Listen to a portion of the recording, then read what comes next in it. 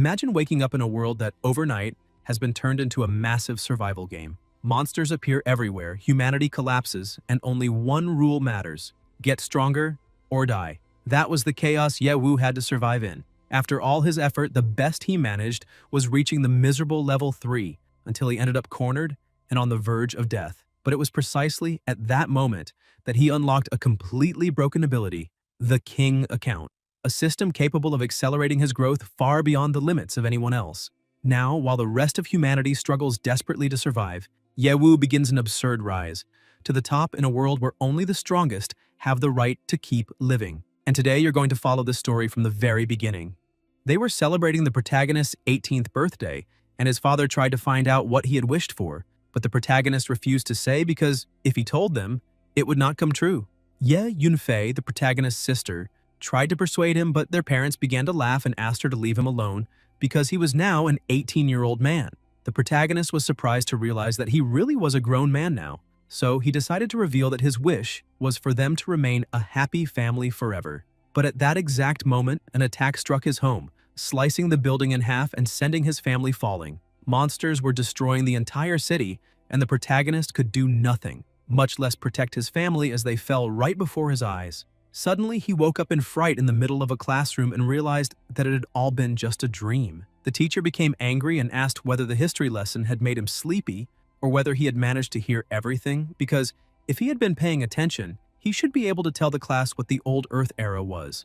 Yahello tried to apologize, explaining that he had worked very late the previous night and had accidentally dozed off, but then decided to explain that the old era was actually... The teacher interrupted him, saying that was enough, and told him to go back to the rear of the classroom and try to stay awake. The teacher had forgotten that the protagonist was a true nerd and had nearly been humiliated in front of the entire class. But luckily, he managed to stop the situation in time. The teacher continued his explanation because the students needed to earn good grades, and the subject was mandatory for the exam. In 2036, a space-time disturbance transformed the entire Earth into a game filled with dangers and opportunities. This period later became known as the Old Earth Era, and it was also the era in which they currently lived. In addition to powerful monsters appearing at random, humans also had levels that could be upgraded, as well as the ability to develop various professions and skills. After the years of the initial catastrophe, the 5 cities of the main league managed to suppress the monsters and establish a new world order. Meanwhile, the protagonist was at level 3, and in the dangerous and uncertain times in which they lived, everyone struggled to advance to the next level as quickly as possible. After class, the protagonist was leaving when Luo Feng called out to Yahello because he still had not paid that month's protection fee. Yahello found it amusing because 2 years earlier, Luo Feng had been bullied by senior students. But the protagonist had protected him like an older brother, and now he wanted to charge him for protection. Luo Feng punched the protagonist in the stomach, saying that he had been blind back then because he had thought he was looking at a genius, a level 3 fighter when he entered that school. However, after enrolling, Luo Feng needed only 2 years to rise from level 1 to level 5, while the protagonist remained at level 3, proving that he was nothing but a weakling who wasted other people's time. While he was bullying the protagonist, Yunfei came charging in and kicked him, sending him flying far away. The other students who were with Luo Feng became frightened because she was only 16 years old but was already a level 7 fighter. Furthermore, they had heard that she had managed to defeat a level 10 monster all by herself. The 3 of them ran away, saying that they would still find a way to get the protagonist. Yunfei looked at her brother and tried to comfort him, telling him not to listen to those people. Even though he was still only at level 3, she was certain that he would become the greatest fighter. Yahello merely smiled and tried to reassure his sister, telling her not to worry and that as a good older brother, he would never give up. They began heading home, and as we can see, the protagonist truly was a loser who could not level up. He had researched everything from the moment of the disaster until the present day, and there had never been another case of someone remaining at the same level as him without being able to advance. Perhaps he really was the only failure, but he refused to give up. A short while later, back at home, his family was celebrating his 18th birthday. But the protagonist could think only about how he needed to protect his family and their happiness, so he had to find a way to become stronger. However, as he lived through that moment, he remembered his dream and began to worry, wondering whether it might become real. To avoid the same situation from his dream, he decided to invite his family to eat grilled fish at a restaurant on the avenue. Later that night, they were satisfied after eating a great deal at the restaurant. The protagonist noticed that nothing had happened and thought that perhaps he had simply been paranoid. But at that exact moment, a flash appeared, followed by an explosion, and a huge portal emerged, terrifying everyone. Enormous monsters began to appear, and people tried to run, but one of them stepped in front of the protagonist's family and blocked their way. It was the spider-eyed demonic phantom, a level 15 monster that was also a rare elite creature. Without thinking twice, the protagonist's father charged at the monster and told his children to protect his wife. Even if it cost him his life, despite being only level 10, he would not allow a monster to hurt his family. However, the monster believed humans were far too weak and with a single movement tore off one of the protagonist's father's legs. Their mother also sprang into action and told Yewu to get his sister out of there immediately, but she too was easily subdued by the monster. The spider threw her aside because it was more interested in first devouring a level 10 martial arts master who should taste divine. However, Yunfei managed to shoot several arrows into the spider, drawing its attention. While distracting the monster, she told the protagonist to get their parents out of there. But Yewu was paralyzed and trembling with fear because his nightmare had become reality, and he did not know what to do, as he was only level 3 and had to face a level 15 monster. Yunfei was struck by the spider and could barely move. The spider began approaching her, saying that the young human female would become nothing more than its appetizer. Yunfei realized that her body would not move, and at the last second, the protagonist stepped in front of her and blocked the attack. He told his sister not to waste time standing there and to run as fast as she could because even if he became the monster's food, she could still have a worthwhile life ahead of her. The monster continued attacking and struck the protagonist with all its strength,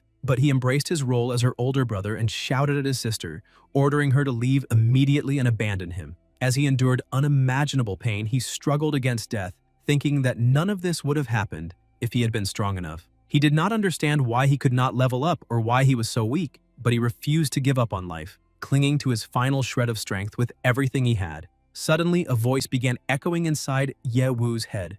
The monster threw him aside because it did not even feel like eating an insignificant level 3 being. The voice grew louder and announced that the host's required experience level had been reached and that the premium contract system had been activated. However, since Yewu had lost consciousness, the system decided to randomly select a premium contract for extraction. A few seconds later, the premium contract was successfully drawn, and he obtained Emperor Qian. Yunfei was trying to escape while begging her brother for forgiveness, but the spider appeared in front of her and blocked her escape route. Yunfei could not believe that her brother had sacrificed himself for so little, because she needed to escape. Otherwise, his sacrifice would have been in vain, and she needed to avenge him in the future. But suddenly, Yewu shouted for her to get out of the way and shot past her like lightning, landing a powerful punch on the monster. Yunfei was stunned, thinking that this could not possibly be her brother, but before she could say anything, he told her to stay back. The monster could not believe that a worthless level 3 human had dared to challenge it, so it declared that he would be eaten alive. But Yewu drew his incredible flaming sword and began slicing through the monster's legs with extreme ease. Yunfei could not understand what was happening and said that he did not seem like the same person, because before he had been only a level 3 fighter. So how could he possess so much power and strength? However, that power was taking its toll. The protagonist began coughing up blood because he felt as though his entire body was about to explode. And apparently, that power was beyond what his body could withstand. The spider laughed because the protagonist could apparently last only 3 seconds in battle. And with the weak body of a level 3 warrior, it would not even need to do anything because he would defeat himself. Yewu's blood volume had truly reached its limit, and he was now relying on that golden transformation to keep his blood under control. Therefore, he needed to defeat his opponent before the effect wore off, or he would die. The monster began walking away because it could not care less about trash like the protagonist, as its master had helped it open the gate to the safe zone, so it needed to use the remaining time to devour as many high-level warriors as possible. Yewu created a circle of flames and promised to send the monster straight to hell. The spider could not understand how his appearance and power had changed once again and wondered whether that man was really level 3. Suddenly, the support team appeared after rescuing all the civilians. The protagonist tried to stop them from going over there, telling them they would die, but the support team ignored and belittled him because even if he had bought himself a superhero costume, he was still only a level 3 warrior. Even though there was a huge difference between the monster's level and theirs, they still had the advantage in numbers, not to mention that the monster had only 30% of its health remaining. The spider realized that it had been given a great opportunity and trapped the entire support team in its webs, because that was what it loved most about humans. They did not know the difference between heaven and earth, yet they still loved sending men to the other side. The monster drained all their life energy and converted it into experience. After absorbing their essence, the monster gained 3 levels, rising to level 18, and charged at the protagonist once again. He tried to defend himself against its attacks, but the monster's current power was completely different from before since monsters were different from humans. And increasing their class was not easy because, in nature, it was difficult to find anything weaker than humans. However, everything changed once leveling up resulted in a metamorphosis capable of shaking the earth. The monster therefore decided that it would leave the protagonist barely alive before devouring him. Yahello still did not know what to do, because the monster's power had increased by far more than one level, while his own power was already reaching its limit. The monster continued attacking relentlessly, giving the protagonist no chance to fight back. The system detected that its host's health had fallen below 10% and announced that the Supreme Crimson Storm was ready. Yahello stood up. For 3 years he had been unable to level up and countless people had laughed at him, but here and now he would surpass his limits and prove that the person they called a failure could become something so powerful that it surpassed all understanding. Yahello used the killing move Supreme Crimson Storm, creating a ring of fire. The monster began to feel intense pain and realized that this was no ordinary flame. In fact, it rivaled the power of the Emperor realm. The fire continued growing more intense, and before being defeated, the monster shouted that its master, Chiang, would not let the protagonist escape. As soon as the monster was defeated, the system announced that he had successfully defeated the Phantom-Eyed Demonic Spider and earned 20,000 experience points. Yahello had already reached his limit and his body could no longer remain standing. Even so, he tried to collect the loot before losing consciousness. He managed to obtain 15,000 in cash, along with a level 15 magic crystal, a ring of luck, 5 poisonous spiderwebs, and a gland from the Phantom-Eyed Demonic Spider. The system realized that the protagonist was on the verge of death and decided to convert 10,000 experience points to restore his body to 100%. When he regained consciousness, he became frightened and looked around, believing he was inside the system space, but he could not understand why it looked like a galaxy, as it was completely different from the small system space he was accustomed to. Since the world's global conversion, every player had possessed a personal system space where they could view and distribute their attributes, as well as store equipment and items. Yahello saw Qian directly in front of him and concluded that this person might be the source of his power. The system introduced Emperor Qian, who was at the maximum level. It then welcomed the protagonist, explaining that this was the King account system, which contained max-level King accounts from countless games. The protagonist could use his own experience points to gradually unlock the King accounts. Since he had accumulated enough experience points and reached level 10, the randomly selected Emperor Qian account had been automatically activated. The protagonist finally understood that his 3 years of hard work had not been in vain. In reality, all his experience had been forcibly absorbed by the system, and because this was a max-level King account, he had gone straight to the top. The system continued explaining that although the Emperor's starting level was already at its maximum, the protagonist still needed to use experience points to increase his bond with the account. The stronger the bond became, the more powerful the account would be. For that reason, it was recommended that the player earn more experience points as quickly as possible to increase the bond. The protagonist thought that using the Emperor account's abilities to earn large amounts of experience would not be very difficult, but that alone would not be enough. Since there were many known and unknown things in that world, strength, no matter how necessary, could not solve everything. Therefore, he needed to discover the most effective way to use the system as quickly as possible.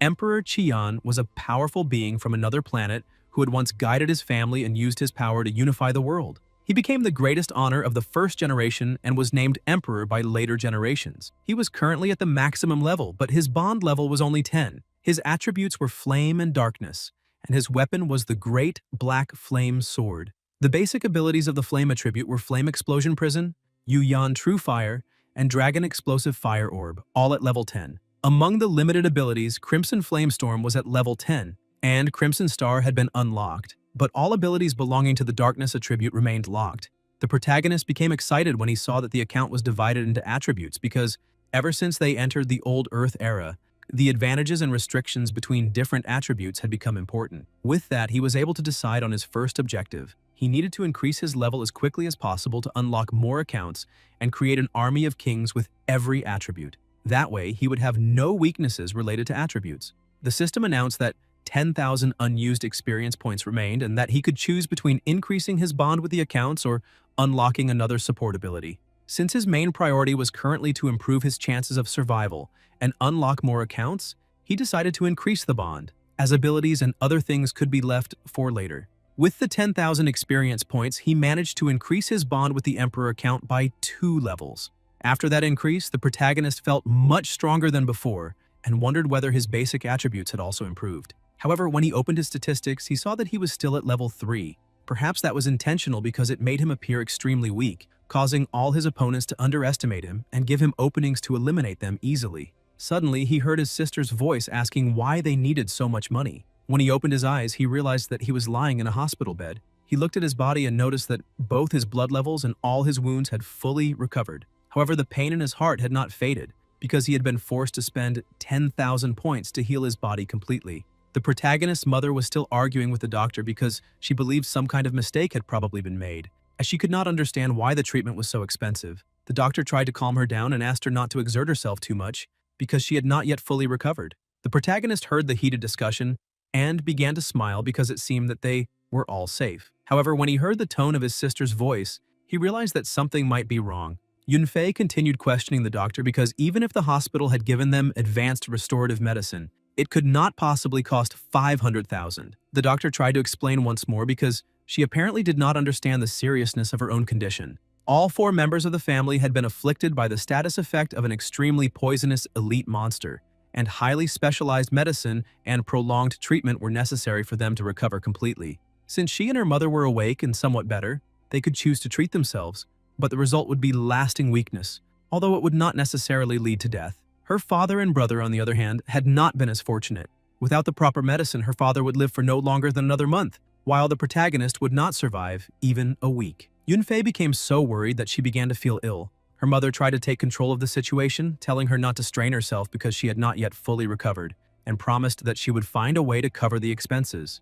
They could sell the house if there was no other alternative. The doctor also tried to help her, explaining that this was the cost of the treatment and that, since she was still very weak, they could discuss it again later. Ye Wu interrupted the conversation and forbade his mother from selling the house because it was the foundation of their entire family and had been built through his parents' hard work. Therefore, he would take responsibility for obtaining the money as quickly as possible. The doctor could not believe what he was seeing because the protagonist had been suffering from fatal injuries. Yunfei tried to understand how her brother had managed to get out of bed, but the protagonist told her not to worry about it. The doctor was still trying to make sense of the situation because the monster's poison had completely disappeared from the protagonist's body, meaning that he had fully recovered despite having suffered the most severe injuries of all 4 victims. Ye Wu thinks the reason is unimportant, and since he is now fully healed, he no longer needs treatment. He therefore asks how much it would cost to treat his sister and parents. The doctor deducts the cost of the protagonist's treatment from the total and says that the remaining amount is 300,000. However, he thinks there is something strange about the boy because he appears to be only level 3, yet his healing speed is far greater than that of a level 60 person. The doctor continues explaining that although it is a large amount of money, Ye Wu interrupts him, agrees to the price, and asks him to treat his sister and parents. He asks for only 1 hour, saying that he will raise the 300,000 as quickly as possible. The doctor is surprised and believes it is practically impossible to obtain that much money in only an hour, but since he is a doctor, he should concern himself only with treating his patients, not with the money or how they will obtain it. Ye Wu goes outside and begins checking his system. Although he has a habit of saving money, even after adding the amount he obtained by defeating the demonic spider, he is still far from the 300,000 he needs. The fastest way to obtain the money is to sell his items, so he decides to look through his inventory and see what valuable possessions he has. He examines the rare level 15 magic crystal and thinks that he might be able to get a good price for it. After defeating a monster, there is a small chance that it will drop a magic crystal, which is an essential material for crafting magical equipment. The higher its level, the more valuable the item is. However, his biggest concern now is where to sell it because even if he takes it to a regular auction house, he might receive a reasonable price, but the process would take too long. Furthermore, sellers are subject to a level restriction, so a level 3 martial artist like him is not qualified to sell an item of that caliber. With no other options, his only choice now is he begins walking because rumors claim that a hidden black market exists in the shadows of the safe zone. Item prices in the black market are secretly manipulated by powerful organizations, and it can be considered a place where fish and dragons mingle. The area is so dangerous that if the protagonist still possessed his former strength, he probably would not have the slightest chance of returning alive. But things are different now. Before he can enter, 2 people block his path and ask what he is doing there, saying that the place is not suitable for children to play around in. Therefore, he needs to leave, since he does not even know what kind of place it is. Yewu knows exactly where he is because nobody goes to the black market for entertainment. He's there to sell a few things, since the black market claims that everyone is free to trade inside. However, the man continues mocking him, saying that they do not accept children's toys, and once again tells the protagonist to leave. Yewu points out that he came all the way there, so it is obvious that he has quality goods to sell, and asks the man to move aside because he is in a hurry. However, the red-haired man does not believe that a child could possess anything valuable. He tells the protagonist to leave again because they have no time to waste on such nonsense. Suddenly, a short old man opens the door and tells them to wait because the boy is right.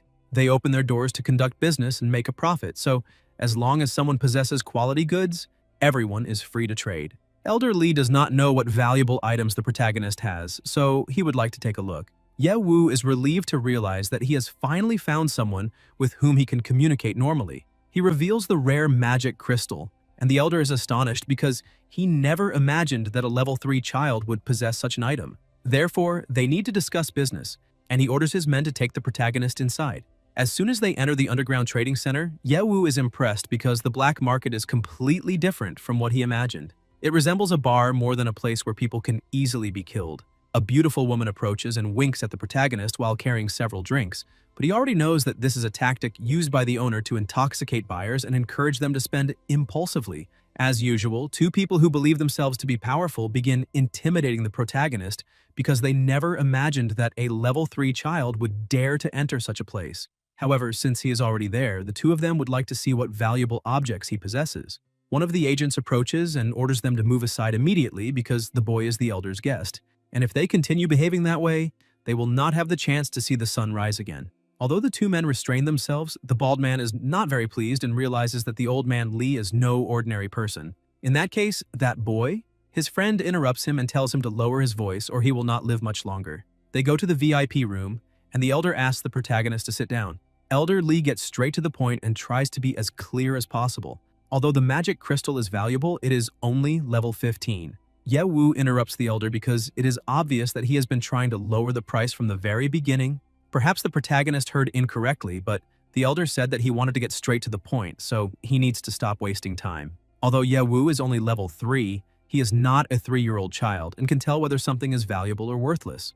Therefore, he asks the elder to name his price immediately because he is in a hurry. Elder Lee is impressed. Although the protagonist is only level 3, he speaks without fear. If it were an ordinary magic crystal, it would be worth no more than 2,000. But since this particular crystal is extremely rare, he offers 100,000. Yewu immediately abandons the deal, saying that there will be no transaction. Apparently, the elder truly believes that he has the mind of a 3-year-old child because even though prices in the black market are lower than those at an auction house, his magic crystal is worth at least 200,000. So how could he possibly accept only 100,000? However, before he can leave the room, the guards step in front of him, and the elder explains that perhaps he has misunderstood something because from the moment he arrived there, it was no longer his decision whether or not to sell. Furthermore, until that day, nobody had ever dared to refuse an offer from the Huangjung group. The protagonist realizes that he is ultimately being robbed, but since this is the black market, he can fight as much as he wants. If he uses the Emperor account, he will be able to leave without any trouble. However, even if he defeats everyone there, it will still not benefit him because it will cause a major disturbance, and he will not earn a single cent, which could delay his family's treatment. The elder throws the 100,000 onto the table because that is already a large sum for a child like the protagonist. As an older man, he would like to offer him some excellent advice. Yewu should take the money and simply leave. Yewu still does not know whether he should accept the money and go, or beat everyone in the building. Suddenly, however, someone appears and asks whether the Huangjung group is truly robbing a level 3 child, saying that such behavior is extremely dishonest. Several masked men order the guards to move aside, and a woman enters, saying that she heard there were some excellent goods there and would like to participate in the negotiation. She is Mokir from the Hanmo group and is currently level 20. The elder asks what brought her to such a chaotic place to steal his business. Mokir thinks the old man should not use the word steal because, as everyone knows, there is only one rule in the black market: the highest bidder wins. Yewu thinks that he has heard the woman's name somewhere before. Mokir says that she is very interested in the protagonist's rare crystal and offers 300,000 for it. The elder cannot understand her negotiating method because the protagonist had asked for only 200,000. Mokir has plenty of money and is not like those old foxes from the Huangjung group who steal even from level 3 children. Furthermore, she does not think she will miss the extra 100,000, and considering the item's value, the purchase is well worth it. Elder Lee simply accepts defeat and leaves. Although Ye Wu knows that hostility has always existed between the two groups, he never imagined that he would witness one of their disputes and benefit from it. He takes advantage of the situation and thanks her for her help, saying that if she is still interested, he has other items. However, she immediately interrupts him, saying that she is not interested in anything else and does not want his gratitude because she merely took advantage of the opportunity to humiliate the rival group. Therefore, the protagonist's other business has nothing to do with her. Mokir orders one of her men to give the money to the protagonist and throw the magic crystal away. Ye Wu thinks that she is merely a proud young lady, but even so, she has done him a favor. At the hospital, the protagonist's father is still receiving treatment. His wife tries to find out how much longer he will need medical care, but the doctor does not know exactly what to say because his condition remains highly unstable. Suddenly, the hospital director bursts through the door and begins shouting at everyone because he heard that those poor people had not paid the hospital fee. So why were they still being treated there? The doctor tries to explain that the family paid for the emergency room, but the director does not even let him finish speaking because they work in a hospital, not an orphanage, and those cheap lives are not worth as much as their medicine. The doctor explains that the protagonist said he would bring the money so they could wait a little longer. However, to the director, who cared only about money, that was outrageous.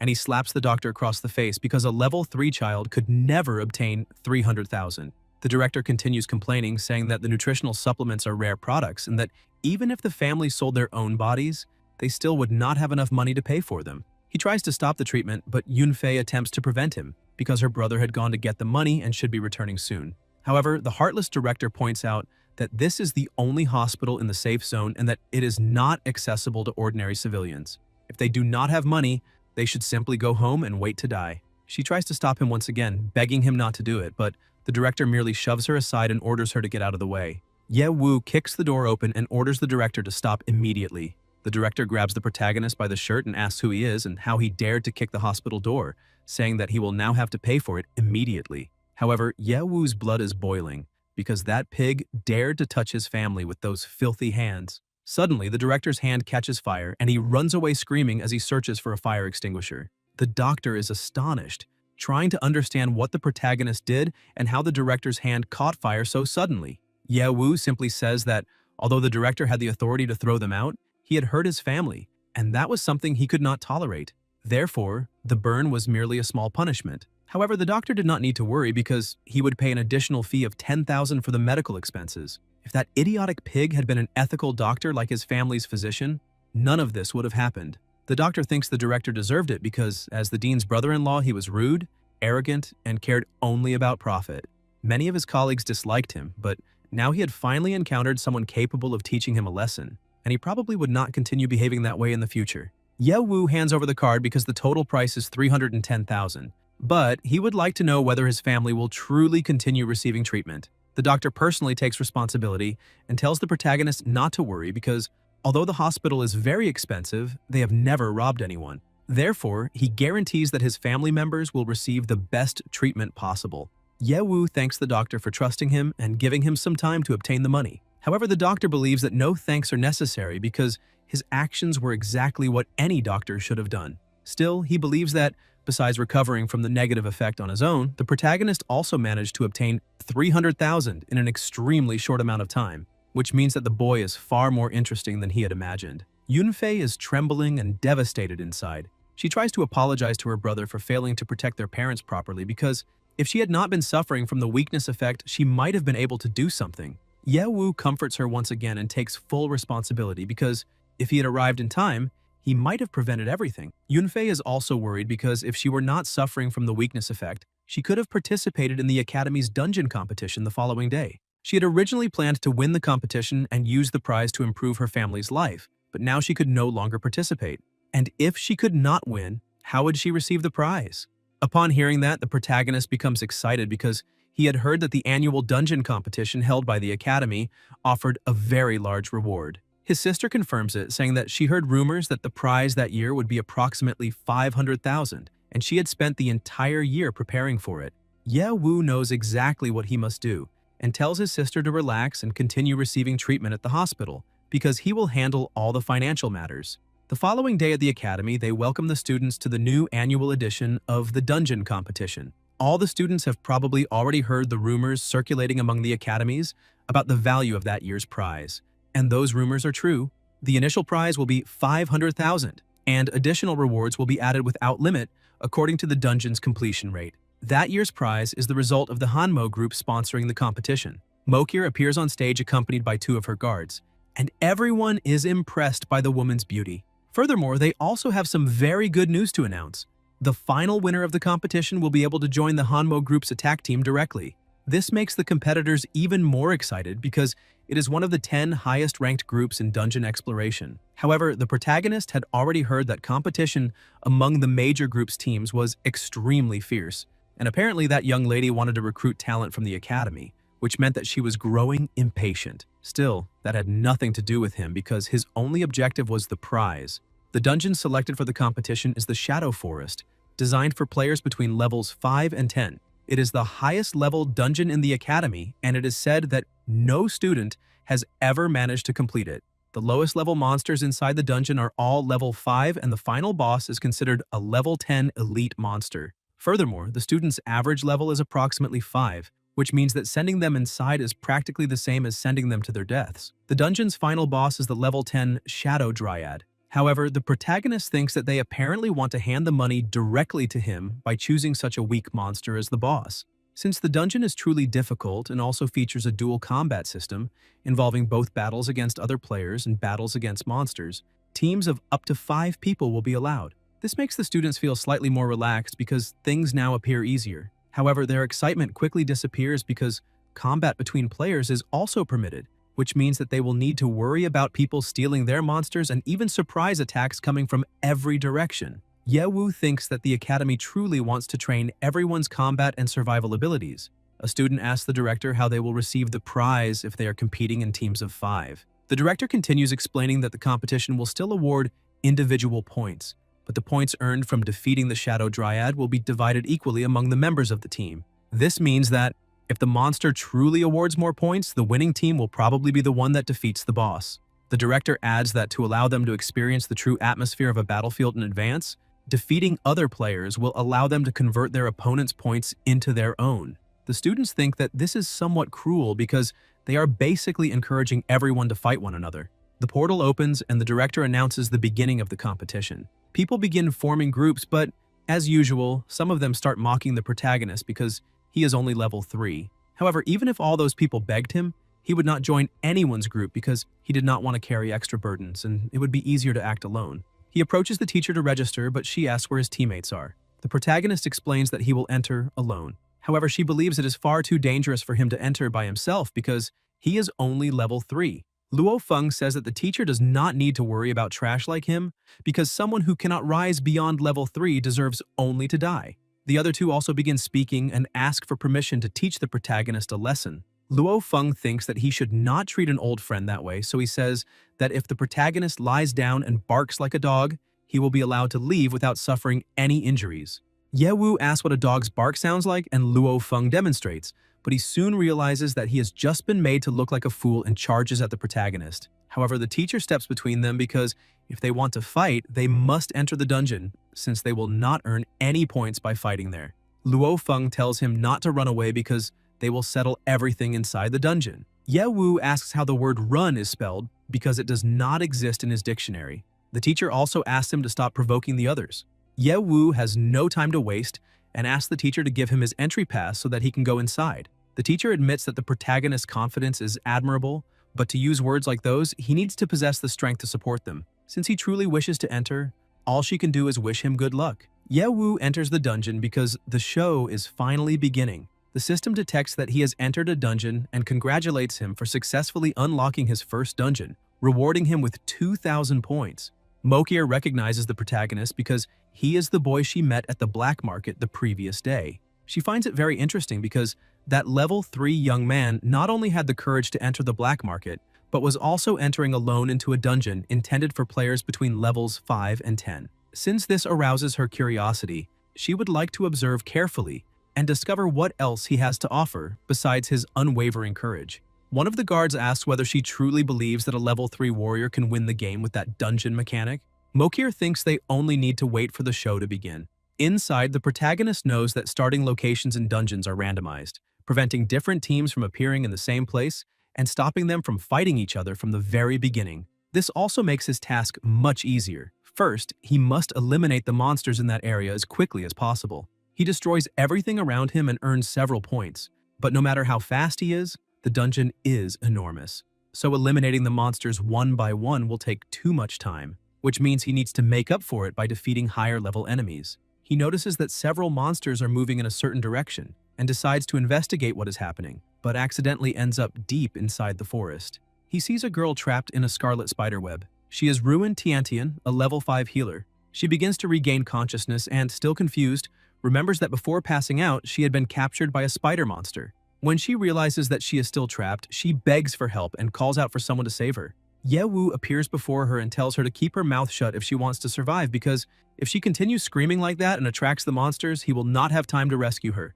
Tiantian recognizes the protagonist as Yunfei's brother, the one who cannot rise beyond level 3, but she does not understand how he managed to enter that dungeon while being only at that level and thinks that perhaps he is trying to get himself killed. She tells him to leave her behind and run because if the monster appears, both of them will be devoured. However, the protagonist knows that Tiantian is his sister's friend, so if he does not save her, Yunfei will never forgive him. Therefore, she only needs to keep quiet and obey him. Tiantian thanks him for his kindness but tells him to stop being foolish because since he is only level 3, he will not be able to cut through the silk of a level 8 spider. However, Yewu thinks that a level 8 monster is far too weak for him and easily burns away all the webs around her, leaving the girl astonished and unable to understand how he managed to do it. Yewu simply tells her to leave and find her team because it is too dangerous to remain alone. Suddenly, he notices that something acidic has fallen onto his clothes. The level 8 Black Widow appears directly above them. Yewu saves Tiantian once again because the liquid is poisonous. They fall into another spiderweb, and the protagonist had not noticed when the Black Widow placed the trap there. Apparently, he had become careless because she was a level 8 elite monster, and having that woman there only made the situation more difficult. The two of them become trapped together and Tiantian panics and begins struggling, but the protagonist explains that she should not move like that because the web will only grow tighter. He is still irritated by the situation because he does not understand why he keeps getting involved in these kinds of problems. Although he possesses an extremely powerful system capable of increasing his strength almost infinitely, he still has no experience in real combat. The Black Widow begins moving away from them. Tiantian is surprised and asks whether they are safe now, but the protagonist knows very well that, according to the Black Widow's habits, after capturing its victims and feeding on them, it lays eggs inside their bodies to produce its offspring. Perhaps it does not have any eggs ready yet, but it will definitely return. Tiantian panics again and struggles even harder, causing the silk to tighten further. Yewu thinks that if the situation continues, something very bad will happen, and since the two of them are pressed so tightly against each other, using the Emperor's flame ability might injure her. Yewu looks downward, causing Tiantian to become embarrassed. She cannot understand how he can think about doing something like that in a situation like this.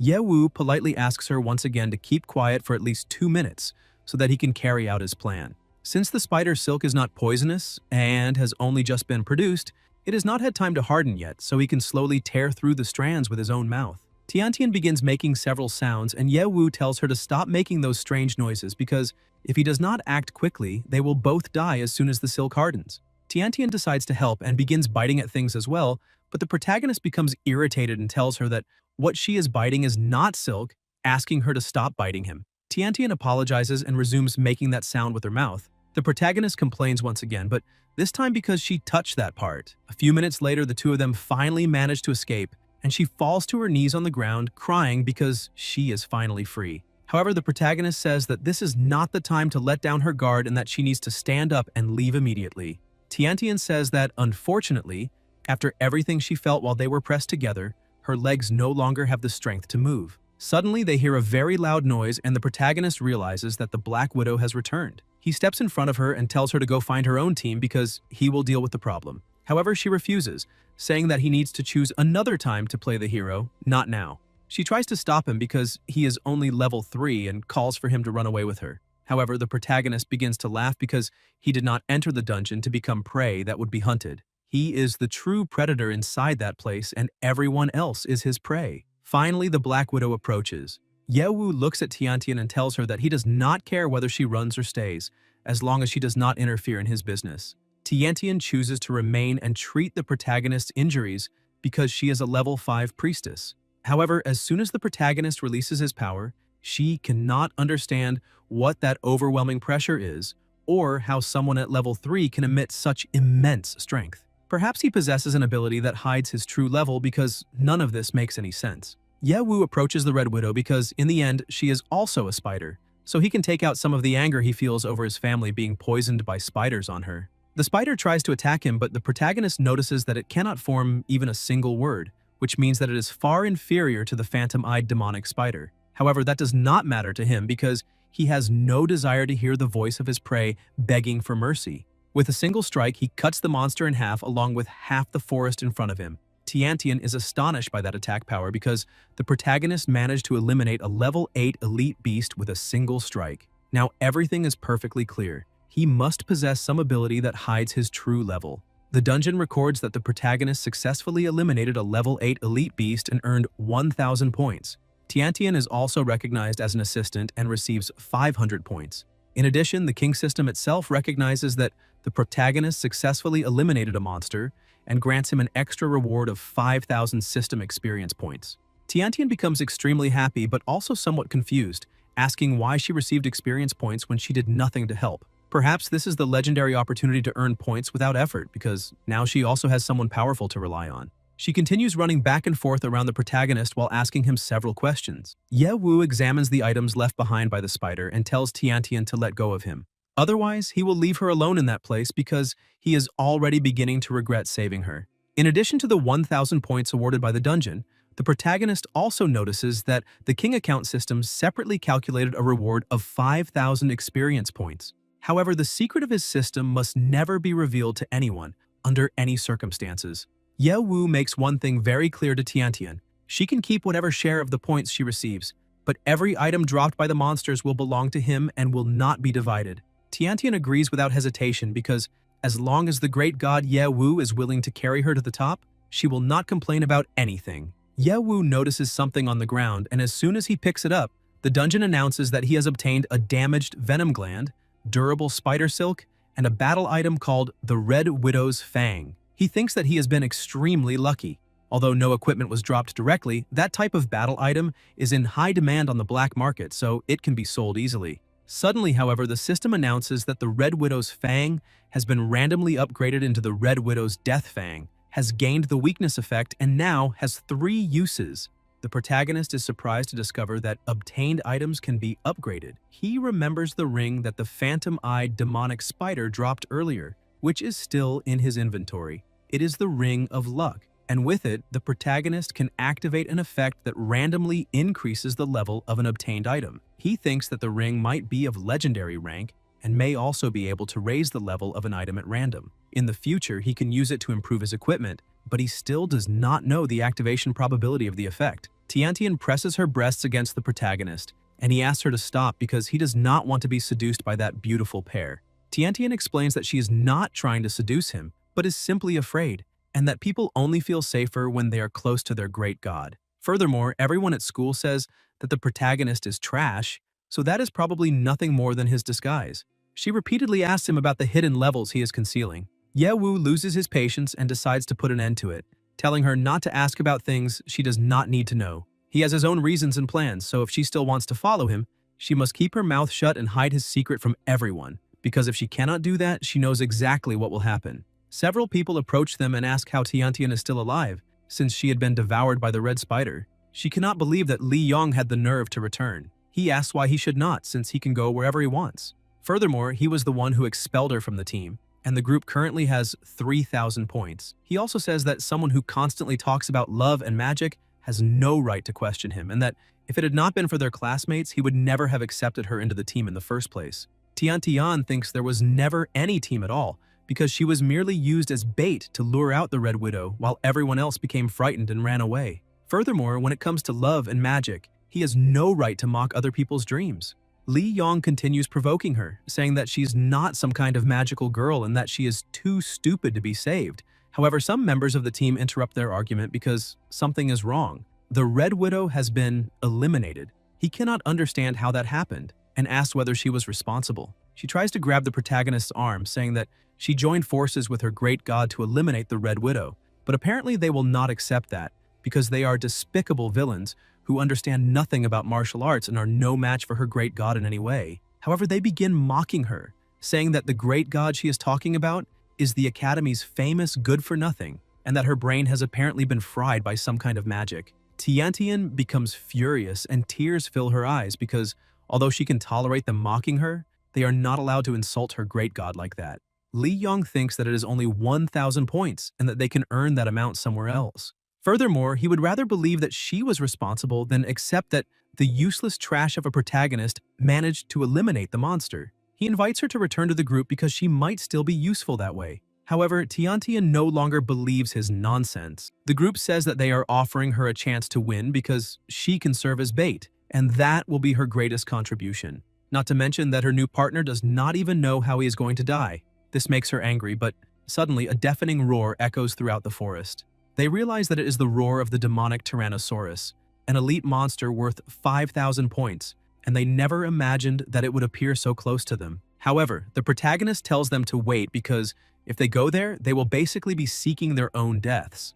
Li Yong becomes angry and asks what the protagonist just said, but Ye Wu continues laughing and says that he was merely offering them advice. With their pathetic strength, they would serve only to dirty the monster's teeth, so they need to use their heads a little more. Li Yong decides to attack the protagonist, but one of his companions asks him not to because they first need to deal with what is more important. Li Yong promises that their business is not over, but Tiantian thinks that her great god's words were wasted on an idiot like him, and that there will be no point in coming back later. She suggests that the two of them collect points by defeating the monsters scattered across the map because with the abilities of her new great god, it will be very easy. However, the protagonist refuses because the map is too large and the monsters are too scarce. So this is not an efficient way to earn enough points to win. Hunting monsters that way will not be enough. Tiantian is surprised and asks what he plans to do. The protagonist thinks the answer is obvious. Follow the others and reap the rewards of their hard work. The demonic Tyrannosaurus is eliminating every monster around it. Li Yong's group slowly approaches and notices that the demonic Tyrannosaurus has just fought another monster and lost 15% of its health. Perhaps they are extremely lucky. Even so, one of them is trembling merely from feeling the monster's aura. Li Yong scolds his companions because they are between levels 4 and 5, so they should be capable of defeating a level 8 elite monster. It is the only rare elite in the dungeon, and he does not even know how many additional treasures it might drop, so they cannot give up. Furthermore, they have Li Yong on their team, so they should not be afraid. Even if they cannot eliminate the monster, they will still obtain enough points to rank among the top 10. That way, he will be able to return to the protagonist and settle the score, making Tiantian embrace him willingly because of her own greed. He thinks it will be easy and advances without hesitation. As they move forward, one of the members warns the rest of the group that something is wrong because he clearly remembers that the demonic Tyrannosaurus was black and green, but now it is black and red. Apparently, the black and red coloration represents a state of rage, and perhaps other monsters enraged it. They try to retreat, but they cannot stop in time and are struck by an attack. The entire group begins screaming desperately for help as the monster destroys everyone around it. Li Yong realizes that every member of his team has died within seconds, and that the monster's enraged state is far too powerful. He tries to flee, unable to understand how this happened, because all the demonic Tyrannosaurus's hatred is now directed at him. Even so, he still trusts his speed, because he invested all his attribute points in agility. Although he cannot face the monster in its enraged state, he can still shake it off and wait for the effect to wear off. To accomplish that, he needs to make the monster change its target, and the nearest person is the protagonist. Li Yong finally manages to find him. Tiantian thinks that those useless people truly are greedy and ran away quickly, but he asks her not to be so rude because he did not return empty-handed this time, as he brought a special gift for the two of them. The protagonist laughs and says that he never expected Li Yong to be so courteous because their points would be the perfect gifts. As anyone can see, Li Yong's speed is extremely high, and perhaps he is planning to attack from the front while his companions launch a surprise attack. Li Yong pushes Tiantian forward, saying that they will discuss that later, but for now, she needs to see the gift he brought. She is slightly confused, but suddenly hears a deafening roar right beside her head. She becomes frightened and accidentally attacks, The protagonist tries to stop her, explaining that the monster's rage was not directed at her, but after that attack, all the creature's fury turns toward Tiantian. She tries to apologize to the monster, saying that it was an accident, and begs for help. Li Yong admits that, for someone who has never entered a dungeon before, her performance did not disappoint him, and asks the protagonist what he will do with such a useless burden as his companion. He can hardly imagine how exciting it will be. If Ye Wu had been boasting until now about being capable of fighting, then he should be grateful for the gift he has just received. Li Yong begins to disappear because his ability is ready, and promises that once the monster finishes devouring them, he will return to collect their bodies, demonstrating the full extent of his kindness. Ye Wu grabs him, even though he is invisible, and asks when he received permission to leave. He admits that Tiantian really is cute, but she is also extremely foolish. Even so, she has other uses, while Li Yong somehow manages to be even more useless. Li Yong reappears, unable to understand what is happening, because he was completely invisible. How is the protagonist able to find him? Ye Wu points out that the level of his ability is still nothing impressive, because he merely vanished from sight rather than disappearing completely, so his presence remained perfectly clear to the protagonist. Li Yong cannot believe that Ye Wu can detect his presence merely through his body heat. Li Yong says that he is the son of a very important person and demands that Ye Wu release him immediately, because the demonic Tyrannosaurus is out of control, and if they continue like this, they will all die. Ye Wu merely laughs and releases him before stomping the ground with tremendous force, cracking it open and unleashing several flames, leaving Li Yong terrified by such power. He cannot understand how a useless person like the protagonist can be so powerful. Taking advantage of the situation, he suggests that the two of them join forces to defeat the monster and share the points and equipment. However, Ye Wu cannot believe that he had the audacity to make such a ridiculous proposal, and says that if he wants anything, he will first have to ask the woman in his arms. Li Yong begins begging her, but Tiantian merely looks at the protagonist, thinking that her great god is dominant and incredibly strong, making people's hearts beat wildly. Li Yong grabs her foot, calls her beautiful, and says that she is a good person. Even if they do not want to join forces, he begs them to at least let him leave. However, Tiantian refuses because she will never forgive trash like him. Li Yong continues begging and admits all his mistakes. Meanwhile, the monster grows increasingly enraged, and she becomes frightened when she realizes that it is completely losing control. Ye Wu also realizes that its fury cannot be underestimated because the demonic Tyrannosaurus managed to destroy the wall of fire with nothing more than its roar. Li Yong takes advantage of the distraction and thinks that this is his perfect opportunity because Poison Dagger is his killing move. Even though Li Yong tries to launch a sneak attack, Ye Wu manages to defend himself, unable to believe how stupid Li Yong can be after going to so much trouble just to invite disaster. The protagonist runs him through with his sword, taking all of Li Yong's points as a gift. Li Yong, who was defeated before being removed from the dungeon, curses the protagonist and vows that this is not over. In addition to the points, Ye Wu also obtains the invisibility book and the poison dagger. Whenever he defeats an opponent through the PvP system, there is a chance that the enemy will drop items and equipment that can be traded. Ye Wu thinks that the guy truly deserves to be called a rich second-generation heir since he already possesses excellent equipment despite being only level 5. With the invisibility book, he can become invisible for 30 seconds. The skill has a 1-hour cooldown and can also be upgraded.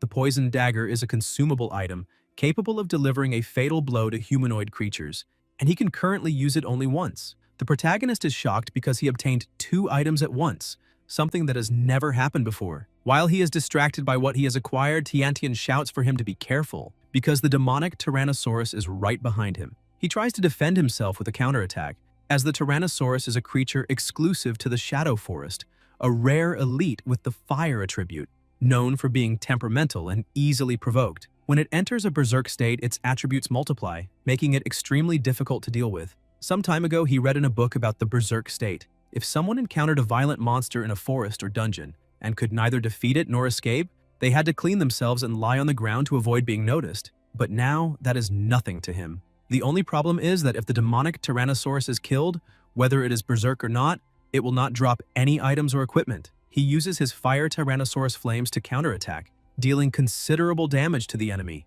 Since he already has a plan for handling the situation, even if the demonic Tyrannosaurus is berserk, he still has a way to defeat it, and the essential part of that plan is he passes by Tiantian and tells her to listen carefully to his instructions because she must use comfort on the demonic Tyrannosaurus.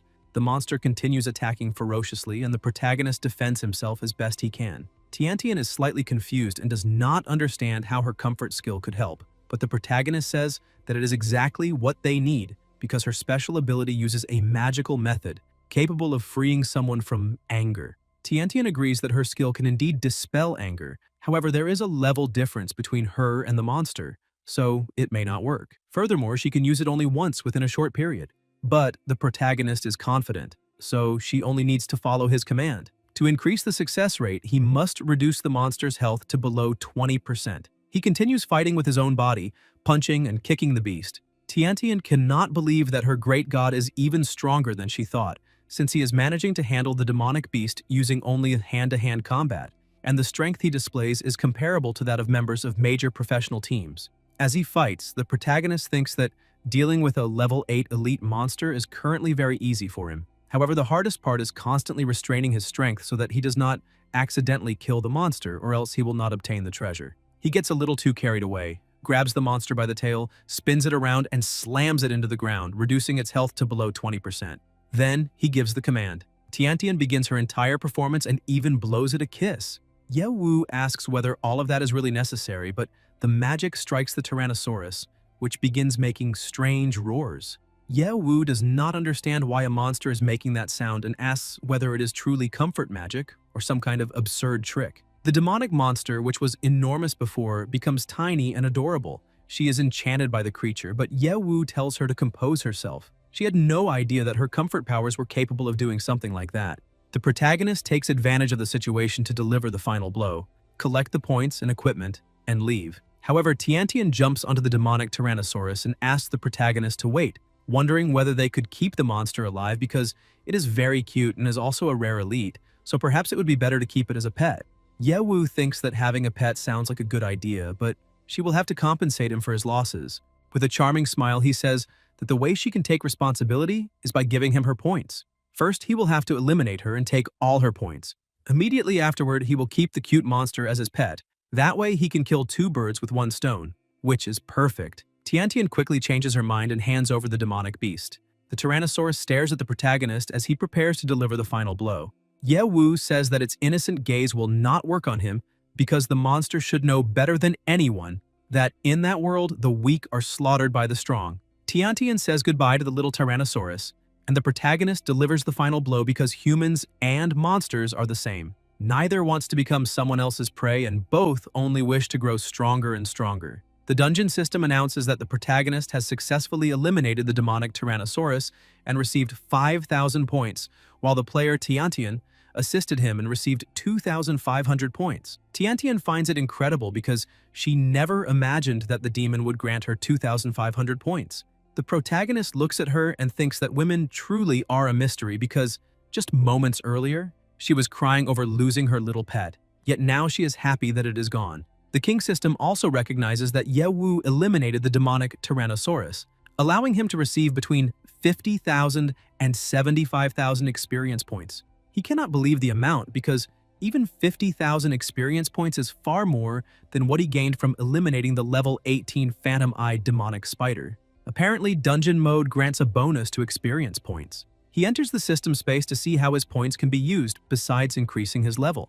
The king system detects that its host has an excess of experience points, and to optimize their use informs him that he can spend them to raise the Emperor account to level 20, thereby unlocking other accounts. In addition, he can also choose to unlock other auxiliary Emperor abilities to broaden the account's capabilities.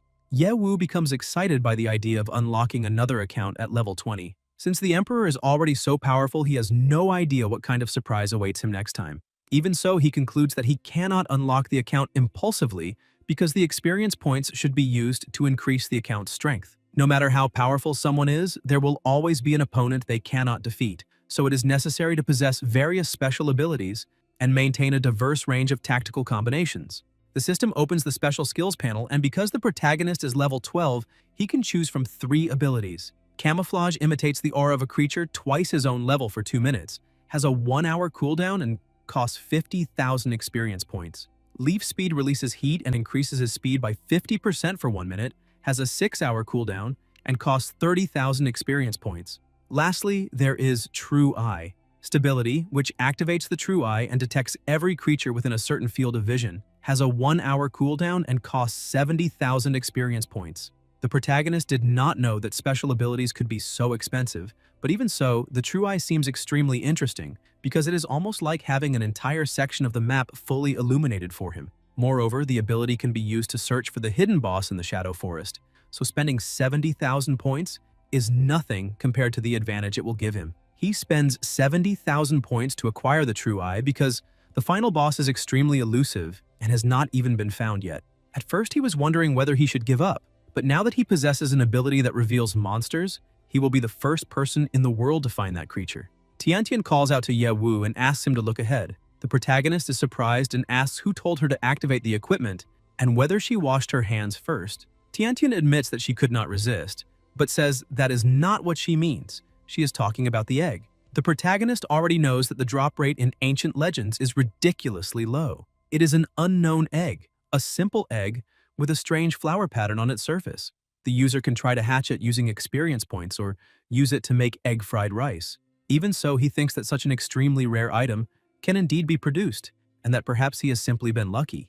Tiantian was even more excited than before because that kind of rare elite egg could hatch into either a battle pet or a battle mount, and its endurance and combat effectiveness would be absurdly high. Her heart was already racing, and certain parts of her body even became slightly damp as she imagined her great god riding the mighty and domineering demonic Tyrannosaurus. The protagonist was also excited by both ideas, having a mount and certain parts becoming damp. Tiantian felt relieved, thinking that this was wonderful and that she could finally be of some use. She also wanted to apologize for constantly holding the protagonist back and thank him for always being honest with her. Ye Wu simply ignored her because he was not going to fall for that little speech and give her the egg. Tiantian became slightly embarrassed and tried to explain that he had misunderstood everything because she was only telling the truth and did not want that egg. She might have wanted it if it had been a different one, but not that one. Meanwhile, outside the dungeon in the Academy Hall, Mokir realized that her guess had been correct and that there truly was something special about that boy. After the battle, it was clear that the demonic Tyrannosaurus was no match for him, and that he was not merely a level 3 player as he appeared to be. She ordered someone to bring director Yan Aoi to her immediately. Although the new monitoring system invented by Lao Lin was easy to use, it could only monitor low-level players. Once they became capable of monitoring advanced-level dungeons, it would be a great help in improving their group's ranking. Shortly afterward, the director arrived in the room, and Mokir got straight to the point by asking how many points the student Ye Wu had. The director mocked the situation, asking whether she was talking about the student who could not level up. Mokir immediately reprimanded him and told him to watch his words. Yan Aoi apologized and explained that the protagonist had been at level 3 ever since he enrolled at the academy. He had once been known as a genius of the institution, but after 3 years his level had never increased, and no one knew what the problem was. Mokir thought about everything and firmly believed that the protagonist was concealing himself extremely well, though she still did not know the purpose behind it. Since she did not have those answers, she became increasingly curious to learn more about him. As soon as the director looked at the scoreboard, he could not believe that Ye Wu was in 3rd place, despite playing almost entirely on his own. Mokir believed it was time to announce the dungeon rankings and make every player's location public. The director thought that might be madness because she was planning to increase the dungeon's difficulty once again, even though its mechanics were already cruel enough. If every position were made public, the students would inevitably start a reckless civil war. Ye Wu in particular, who was considered trash yet possessed a large number of points, would be surrounded almost immediately. Mokir believed that the real world was far crueler than that level 10 dungeon, and that to choose members for the Hanmo group, they needed to select only the finest talents. Furthermore, Ye Wu was so far ahead of everyone around him that there was practically an abyss between them. The director remained silent, trying to understand why the young lady was paying so much attention to the protagonist. Perhaps it was because he truly was extraordinary. Meanwhile, in the Shadow Dungeon, Chen Feng lay on the ground saying that Luo Feng had joined forces with other players to eliminate them, and that such behavior was despicable. Luo Feng, on the other hand, believed he was acting fairly because there was no rule forbidding that kind of conduct. However, if Chen Feng still wanted to complain, he could report him directly to the director after leaving the dungeon. Zhang Ye tried to flatter his new leader, praising him and saying that under his leadership, they would surely be invincible. Luo Feng was not pleased in the slightest because he intended to become a professional player in the future and could not understand any of this. Defeating those useless weaklings was extremely boring because they made the fights completely uninteresting. Suddenly, a screen appeared before everyone. The Academy had revealed the point rankings and the players' locations. While everyone else was surprised, Luo Feng became excited because the Academy's intention was obvious. It was not satisfied with the competition because it was not violent enough, and that was exactly what he had been waiting for. At last, he could openly plunder other people's points. At that moment, Luo Feng and his team were in first place with 15,000 points. Second place belonged to Zhang Ye, who was currently allied with Luo Feng, while the protagonist team was in third place with 10,000 points. Luo Feng was surprised to see that the failure was still alive and ranked third. He tried to understand how the protagonist had accomplished that, and assumed that perhaps he had relied on luck to collect the leftovers abandoned by others. Even so, reaching third place through luck alone was worthy of praise. Unfortunately, that luck had come to an end. Now that they knew everyone's location, those points would belong to him. Luo Feng summoned all his companions because it was time to reap the entire battlefield and finish off the parasite Ye Wu. Meanwhile, in another part of the forest, Shu Tian, who had a total of 6,500 points, was running desperately while trying to understand how any of this had happened, because that person was simply a demon. Suddenly, an explosion erupted beside him, and as he continued trembling, he thought about how his entire team had attacked that person while he was alone. How then could a useless level 3 player possess enough strength to deal with all of them like that? Shu Tian was surrounded by walls of flame, and the protagonist approached him, asking why he was running because he did not eat people. Besides, Shu Tian was the one who had decided to attack him and steal his points. So, by running directly toward his hunter, he was merely making it easier for the protagonist to eliminate him. Shu Tian asked whether the protagonist was trying to toy with him, because every member of his team had been eliminated as though they were nothing. How could he possibly do anything against him? However, with no other choice, he decided to charge forward. The protagonist explained that he had acted solely in self-defense because they had attacked first, but that did not matter. As long as he could take his opponent's points, he could be either a messenger of the devil or an embodiment of justice. The result would be the same. Ye Wu snapped his fingers and set his opponent ablaze, telling him that next time he should bring a few more people so that they might at least last a little longer.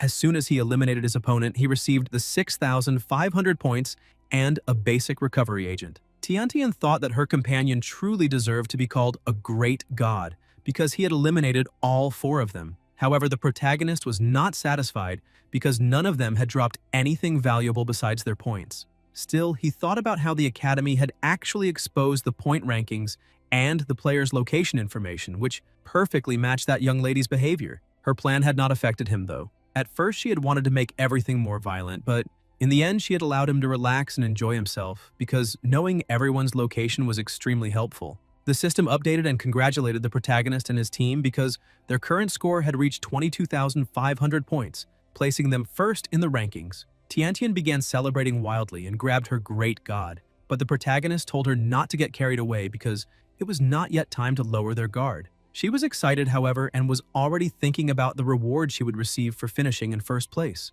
The protagonist thought she was looking at things the wrong way because she wanted to become a goddess, but several people would probably begin to hate her for everything they were doing. He looked at the map and noticed that only 3 teams remained, meaning this might be the end. Tiantian tried to understand why Zhang Ye and Luo Feng had followed them the entire time without doing anything. Ye Wu knew Luo Feng very well. Although he appeared careless, he was actually extremely cautious. He was probably hiding in the distance and observing them because the protagonist's performance had surprised him, making him too afraid to attack first. Once Luo Feng finished calculating everything and became certain of what to do, he would appear and try to eliminate him and seize his points.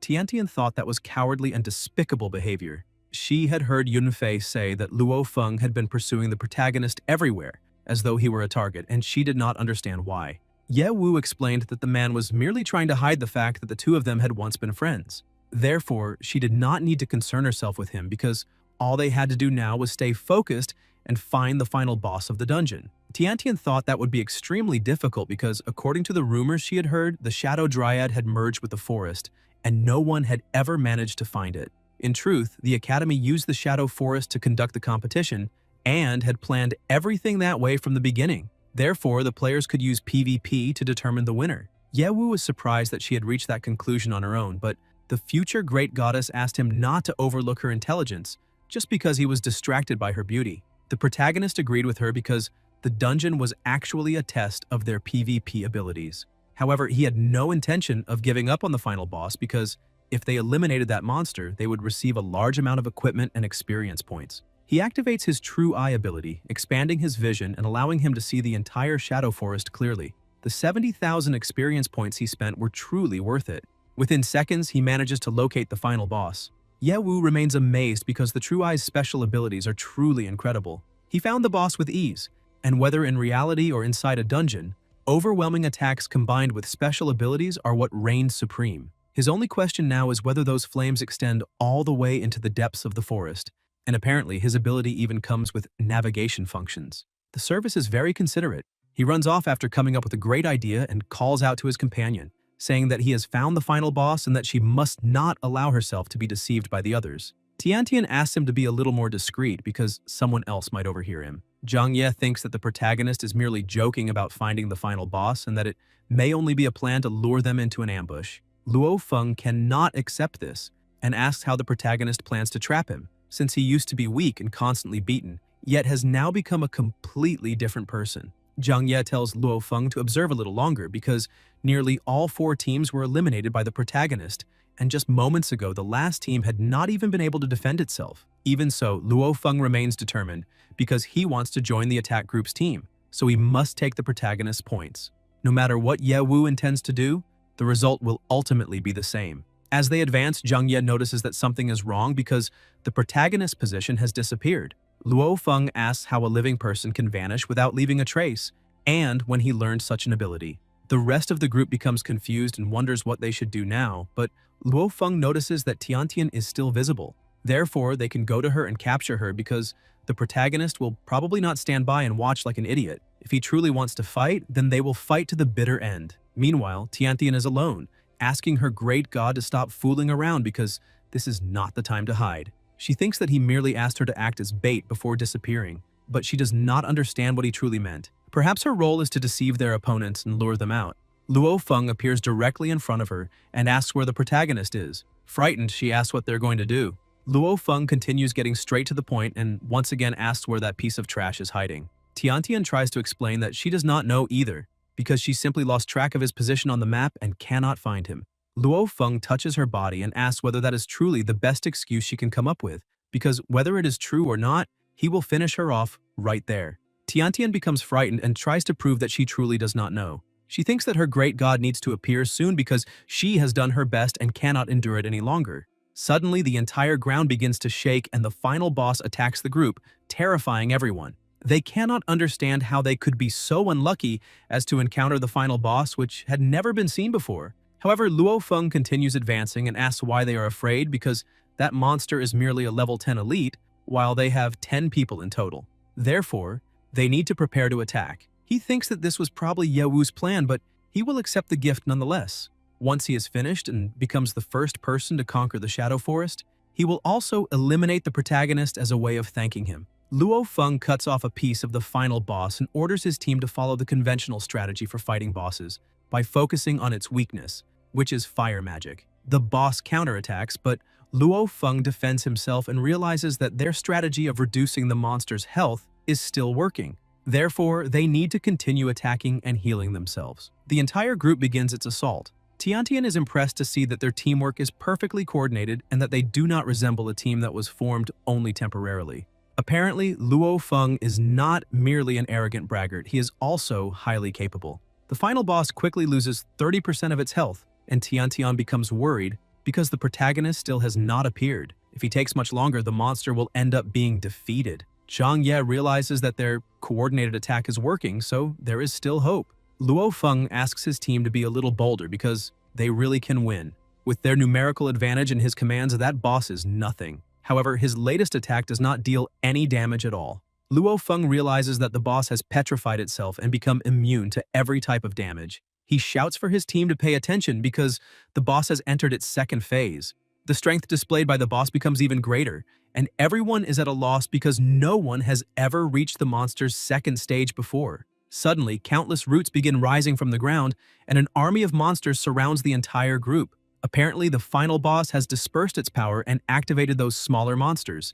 As a result, their numerical advantage has just been destroyed, and the lowest level among those creatures is 7. Luo Feng still tries to hold his ground, ordering his team to maintain their formation, and saying that every attack must be directed at him. However, all his companions begin to flee, and one of the monsters grabs Tiantian. She screams once again, begging her great god to save her. At that exact moment, the protagonist appears, effortlessly defeats one of the monsters, and catches her like a true hero. He thanks her for all her help, praises her for doing an excellent job, and says that her task is complete, but warns her that the next time she witnesses a fight, she must remember to stay away. Overcome with emotion, Tiantian asks her great god whether she truly managed to help him, and the protagonist says that she did because her assistance was essential. Tiantian grabs him once again because everything turned out wonderfully. She had been so frightened, but in the end, she played an important role. Ye Wu apologizes for using her as bait and frightening her, but promises to reward her with something very big later. Luo Feng, who is fighting desperately, tells the protagonist that this is not the time to flirt and says that he apparently did an excellent job, since he planned to lead them to the boss and then return to reap the benefits of their hard work, but that such behavior is despicable. Ye Wu points out that it is not despicable, and that Luo Feng has probably misunderstood something because the protagonist is merely watching the show, as he does not need anyone's help to deal with that monster. However, he has to admit that he was surprised by Luo Feng's performance, because his abilities and mentality as a leader are truly mature. Luo Feng emphasizes that he does not have time to listen to compliments at that moment, but he also admits that he acknowledges the protagonist's abilities. Therefore, they can join forces, and even though the others are merely trash, they can still be used as cannon fodder. Ye Wu explains once again that Luo Feng has misunderstood because he was not complimenting him. Zhang Ye appears and tries to attack the protagonist, but Ye Wu finishes him off with a single move and, without looking back, asks why they think he needs to ask anyone for help. Luo Feng becomes furious because the protagonist eliminated one of his companions at a critical moment. Ye Wu points out that no one there belongs to him, and that, in his eyes, Luo Feng is merely running around because all he has are points. Luo Feng becomes enraged by the protagonist's arrogance, but Ye Wu slaps him across the face and sends him flying, telling him to remember that possessing a unique bloodline is a good thing, but if its user is not strong enough, that explosive bloodline will only lead him to his death even faster on the battlefield. Luo Feng does not remember asking for a lecture. Furthermore, he tells the protagonist to stop being arrogant because he will not be able to defeat that monster alone. In the end, he will simply take everyone's points for nothing. Ye Wu thinks there is a very simple way to resolve the situation. If Luo Feng truly believes that, then he will leave him alive so that he can die at the hands of the boss. That way, he will witness with his own eyes how Ye Wu takes all the points and then finishes everything in one fell swoop. With a single attack, the protagonist begins defeating both the monsters and the people around him. One of Luo Feng's companions begs for help, but he ignores him. The final boss once again recovers all the power it had dispersed. Tiantian notices that the monster's petrified body is cracking, which means that it is about to change form. It transforms into a smaller form than before and now has only 40% of its health remaining, entering its final form. Tiantian shouts that this is the boss's final form, and that even though it has become smaller, it appears to have grown much stronger. Therefore, the protagonist needs to be careful. The monster moves at a terrifying speed, appearing behind Ye Wu. Even so, the protagonist manages to defend himself, but he cannot understand how a level 10 boss can be so fast. Although its size has decreased and its speed has increased, its strength has not diminished in the slightest. This means that unless ordinary players find a special strategy, defeating that monster will be extremely difficult. While he is still in midair, the monster tries to attack him. Luo Feng believes that Ye Wu's defeat is already certain and begins mocking the situation, asking whether he still wants to face that monster alone because the creature will now catch him and unleash a barrage of attacks until he is eliminated.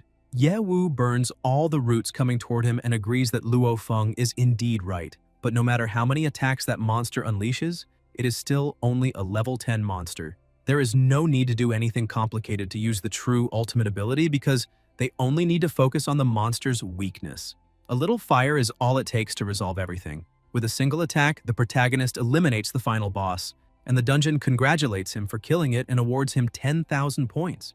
Because he achieved the first kill, he receives an additional 10,000 bonus points. The Shadow Forest dungeon has been cleared, and 3 survivors have made it to the end. Now that the portal is open, they must leave as quickly as possible. Luo Feng loses all his arrogance when he sees that Ye Wu truly managed to eliminate the final boss alone in only a few seconds, and asks how that is possible. Ye Wu points out that anything is possible as long as a person is strong enough, but the competition is already over and Luo Feng will have to triumph next time. Luo Feng kneels before the protagonist and says that he is extremely powerful, so he should not bother with someone as weak as him. He promises never to underestimate him again and says that from now on, they can go back to being close friends just like in the old days. Ye Wu asks how he has the nerve to say that directly to his face, but unfortunately, Luo Feng is not even worthy of being his friend. Luo Feng attempts a surprise attack, but his arm is severed before he can make a move. Tiantian cannot believe that he could be stupid enough to attempt a surprise attack at this point, because that kind of trick will not work against her great god. However, Luo Feng simply switches places using a puppet card and appears in front of the portal saying that the protagonist will not be able to take his points because his combat skills are too poor. Ye Wu demonstrates that experience means nothing in the face of absolute power and cuts through everything in front of him, including Luo Feng. The dungeon updates the number of survivors to only 2, awarding the protagonist a total of 62,000 points and Tiantian 21,000 points. She celebrates because she has accumulated 21,000 points and, based on the 1-to-10 exchange ratio, will receive a fortune of 210,000. Before the two of them leave, Ye Wu makes it clear that he will disband the team before they exit the dungeon, so she had better not complain when he alone receives the 500,000 prize. Tiantian asks how she could possibly complain about that when she is already satisfied with her reward of 210,000. Furthermore, she wants to thank him for accompanying her to the end and leading her to victory. Ye Wu is surprised by her reaction and thinks that she knows how to be content with what she has. Although she is very cute, her mentality and strategies are also impressive. Ye Wu earned 50,000 experience points and 20,000 in cash for defeating the final boss. In addition, he obtained 20 dryad branches, 10 thick dryad hides, and 2 magic crystals. He also received an inlaid gem called the Heart of Nature. Once used, it can increase a weapon's healing power by 30% and has a passive chance of summoning a baby tree that provides additional healing. The protagonist thinks that although the item is rare, it only increases healing, so it is useless to him. Judging by its description and quality, the item must be extremely valuable, but there is someone who deserves it. He tosses the item to Tiantian and tells her that it is all hers. She is surprised that he is truly giving her such a valuable item, even though she did nothing. Perhaps the fact that he is giving her something like this means that her great god? Ye Wu interrupts her before she can finish and tells her to stop having those foolish fantasies, because it is merely a reward for serving as bait earlier. Now, however, he needs to disband the team. Suddenly, the entire dungeon begins to crack, and an emergency warning appears stating that the dungeon space is unstable and that they must leave immediately. A 20-second countdown begins before the portal closes. Frightened, Tiantian asks what is happening. The protagonist explains that the dungeon is unstable and that such a situation can occur only when something extremely serious happens outside. They begin running, and the protagonist says that they must leave immediately because if they become trapped in that space, they will never be able to escape. However, as in every good drama, she somehow trips over absolutely nothing and falls to the ground. Ye Wu tells her to get up quickly, but Tiantian complains of pain and apparently she has dislocated her ankle. The protagonist becomes desperate because this is an extremely critical moment. Tiantian panics and begins crying, apologizing for holding the protagonist back once again. Since she is only a novice, she definitely should not have entered such an advanced dungeon. She tells him to leave and abandon her there because he needs to protect himself, and she does not want to be responsible for getting him hurt. Ye Wu takes her into his arms and agrees, saying that she is right because trying to do something beyond one's abilities is basically the same as seeking death. Although she is good at holding him back, that does not matter because above all else, they are teammates, and by his own choice, he could never abandon a teammate and flee alone. He throws her through the portal and stays behind. As she passes through it, she asks what he is doing and why he is stupid enough to choose to sacrifice himself for her. Desperate, she shouts that she does not want to survive alone because he himself said that he would never leave a teammate behind. As soon as she passes through, the portal closes. However, the protagonist does not understand why she was saying goodbye as though they were going to be separated forever. He then uses his Return to City scroll. He cannot believe that she genuinely thought he would sacrifice himself to save her. He only threw her through the teleportation portal because he was afraid that she, being a cute little novice, might have forgotten to bring a Return to City scroll with her. With that scroll, he can return at any time to the marked location inside the dungeon, although its use is prohibited while the user is trapped in PvP mode. He returns to the students' rest area at the academy. However, as soon as he looks at the portal, he wonders what happened, why it was destroyed like that, and where all the teachers and his classmates are. He rules out the possibility of an earthquake because the teleportation portal would not be so weak and fragile. Therefore, there must be another reason. He hears Tiantian crying desperately and approaches her, hearing her ask why he had been so stupid. Ye Wu asks who is stupid and points out that this is not the time for her to dwell on such questions. She is stunned to see him, but says that she is extremely happy to know that he is alive because, after the portal closed, she thought he had been swallowed by the dungeon's collapse. Ye Wu tries to calm her down and explains that she does not need to worry so much because he could use the Return to City scroll after the portal closed, which is exactly what he did. Tiantian grabs him and, still crying, begs him to promise never to lie to her again. However, the protagonist does not think he lied because using a scroll to return is basic common knowledge. Tiantian becomes embarrassed and apologizes for being rude to him. This only leaves the protagonist even more confused because the Tiantian inside the dungeon was extremely scatterbrained, while the real one is unexpectedly shy. Suddenly, several people arrive and ask how there can still be students there because that means not everyone was trapped inside the academy. They need to capture the two of them quickly because they cannot allow the boss to find out what happened. Tiantian becomes frightened and notices that the emblem they are wearing belongs to the Black Tiger mercenary group. The protagonist asks whether that is the same mercenary group that killed people in the safe zone 5 years ago and was exiled. He thinks that something is wrong because that mercenary group should not be there. Furthermore, what purpose could they have for appearing at the academy when they care only about profit? Suddenly, he remembers Mokir. One of the mercenaries speaks disrespectfully, saying that the heavens are helping the group because a level 3 piece of trash is accompanied by a very beautiful girl. Tiantian becomes even more frightened, but Ye Wu tells her not to worry. The three men become enraged, and to make the protagonist regret his actions, decide to injure his leg so that he can watch after they get rid of his girl. Ye Wu simply focuses and cuts down all three of them with a single strike. 2 are eliminated instantly, while the third is left with only 6% of his health. The survivor cannot understand how that is possible because a level 3 person managed to eliminate them within seconds even though they were level 15. The protagonist slowly approaches, as he has already heard rumors about this. If he remembers correctly, when exiles like them invade a safe zone, rewards are offered whether they are captured dead or alive. Therefore, they clearly did not come there merely to hand him a profit. The mercenary begins begging for his life and throws several items onto the ground, saying that he can give Ye Wu anything he asks for as long as he's allowed to live. Ye Wu activates the Emperor's passive skill called Burn. While active, the skill deals damage equal to 1% of the target's total health every second. The mercenary begins writhing in pain and screams that they are there to eliminate Mokir. The protagonist thinks that answer is far too obvious and has no value to him. The mercenary tries to be more cooperative and says that the Huang Zheng group hired them to carry out the job. They allowed the mercenaries to enter the safe zone and also lent their team leader rare items capable of restraining Mokir's 2 personal guards. The protagonist recalls hearing a long time ago that those 2 groups were considered bitter enemies who fought each other to the death. However, he has now decided to follow Mokir's intentions directly, which means he is already caught in the middle of that conflict. Ye Wu deactivates his passive skill because he is satisfied with the information he has received. The mercenary bows and thanks him for sparing his life. He then drinks a healing potion before his health reaches 0, as he has only 1% remaining. Ye Wu looks around and realizes that the entire academy has been sealed off, so leaving to inform the Hanmo group in exchange for a reward will not work. The mercenary notices that his healing potion has had no effect and asks why he is still losing health, believing that Ye Wu lied to him. However, the protagonist points out that he never said he would spare the life of trash like him, so he has done nothing wrong. Ye Wu warns Tiantian that the entire academy has been sealed by an enchantment, meaning she will not be able to escape. All she needs to do now is find a safe place to hide, but she must be careful not to be discovered.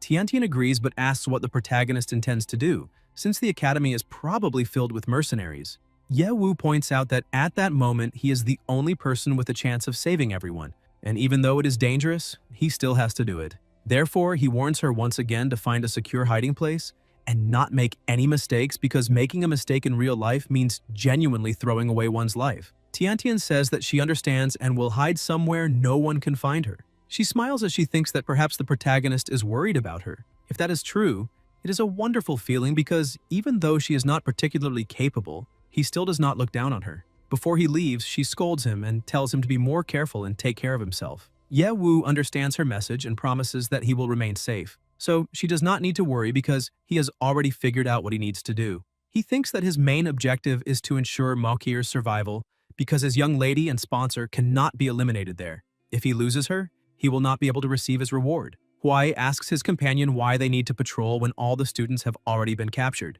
MD explains that the captain is worried there may still be students who have not left the dungeons, though he never imagined that their team would be ordered by the leader to guard the instance entrance.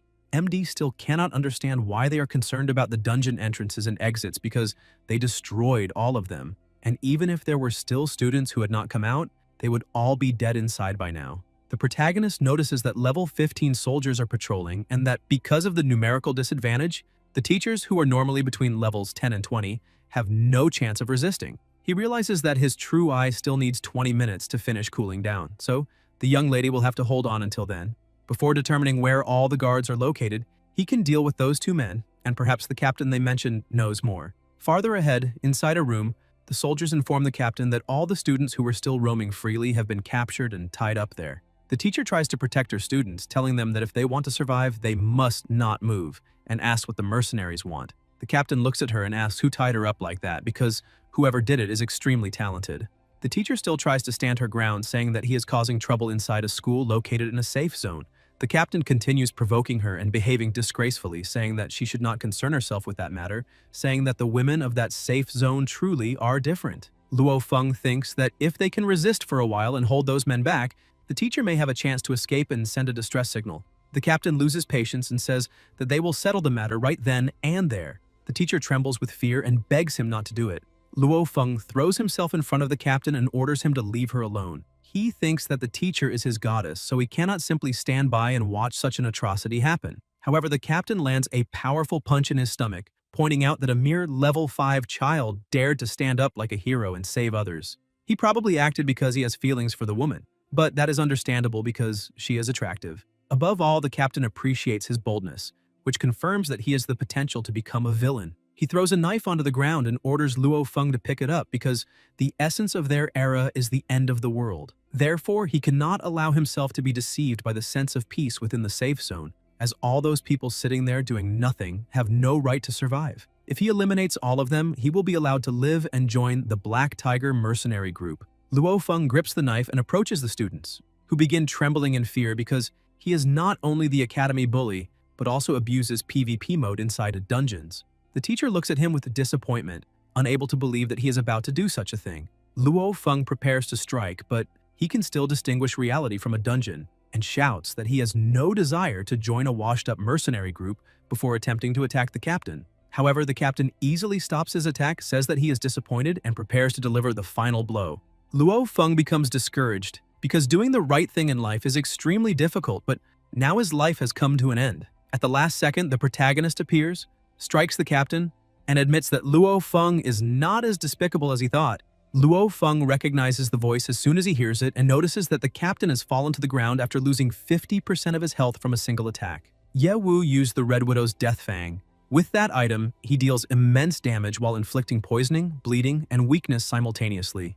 Ye Wu praises Luo Feng because, despite usually doing many terrible things, he still acts honorably like a man when faced with a serious crisis. Apparently, his method of following the two mercenaries there had worked. With the Emperor's blessing, both stealth and item attraction can produce extraordinary effects. But as for the leap challenge, he still needs to find an opportunity to test it. The other soldiers charge at the protagonist, believing that he merely used some trick to injure the captain. Ye Wu warns Luo Feng that if he wants to survive, he must lower his head immediately. As soon as Luo Feng ducks, the protagonist cuts through everything around him, eliminating all the soldiers at once. The captain cannot believe that the boy is human. Once the mercenaries have been dealt with, several people ask whether the protagonist truly killed someone. However, Luo Feng immediately scolds everyone and orders them to remain silent, asking why they did not stand up and do something and how they dare say such a thing to the protagonist. Without him, they would all be dead, and there is no reason to pity those people for dying because it was a battle between life and death. Ye Wu thanks him for his words and points out that, when faced with a true test between life and death, Luo Feng made excellent choices and surprised everyone. Therefore, he is qualified to become Ye Wu's companion, should he still wish to do so.